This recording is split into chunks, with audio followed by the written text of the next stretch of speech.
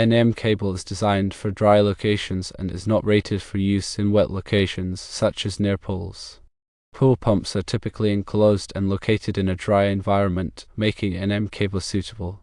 Pool lights are exposed to moisture from the pool water, which can damage NM cable insulation over time. MC cable is rated for wet locations and has a thicker insulation than NM cable.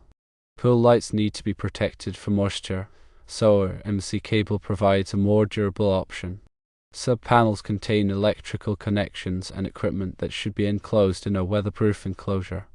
MC cable lacks the same level of enclosure as conduit, making it less suitable for subpanel connections.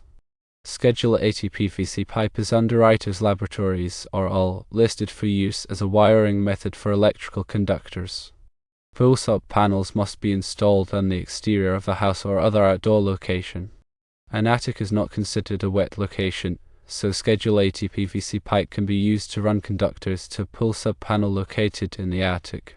The code should be clear and consistent in its requirements for pool electrical installations. The current inconsistency in the use of NM, MC, and PVC for different components can create confusion and safety concerns. A more standardized approach would help ensure proper and safe electrical work in this area.